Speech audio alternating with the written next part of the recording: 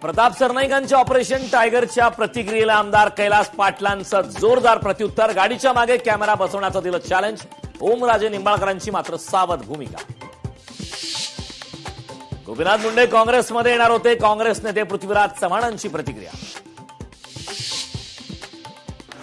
संपूर्ण वंदे मातरमला काँग्रेसचा विरोध. वंदे मातरम सुरू असताना खरगे आणि सोनिया गांधी यांच्या चर्चा. हा संबंध भारताचा अपमान. मुख्यमंत्री देवेंद्र फडणवीसांकडून काँग्रेसवर प्रहार. लाल किल्ल्यावर पंतप्रधान मोदींच्या हस्ते ध्वजारोहण. सलग 13व्यांदा ध्वजारोहण करून देशवासियांना केलं संबोधित.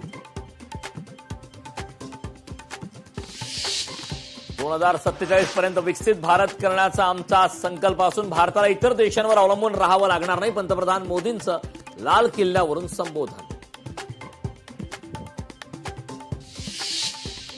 2047 काय पंतप्रधान नरेंद्र मोदी आणि अमित शहा 2029 पण पाहणार नाहीत. राऊतांचा मोदी आणि अमित शहांवर निशाणा.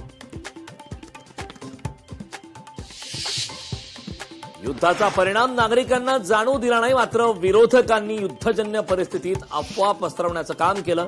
पंतप्रधान मोदींचा विरोधकांवर निशाणा. नारी शक्ती विधेयकाबाबत विरोधकांनी राजकारण केलं सांगत या विधेयकाबाबत विरोधकांनी सोबत यावं. लाल किल्ल्यावरून पंतप्रधान नरेंद्र मोदींचं विरोधकांना आवाहन. -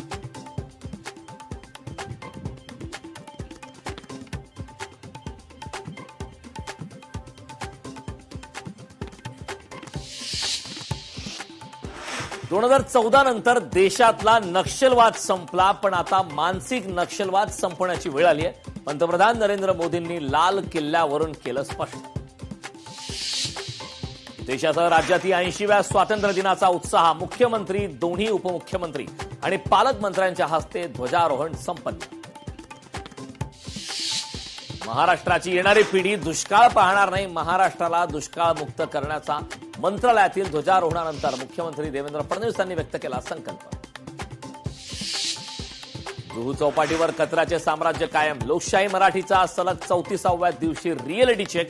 आता तरी पालिकेला जाग येणार का, सवाल कायम.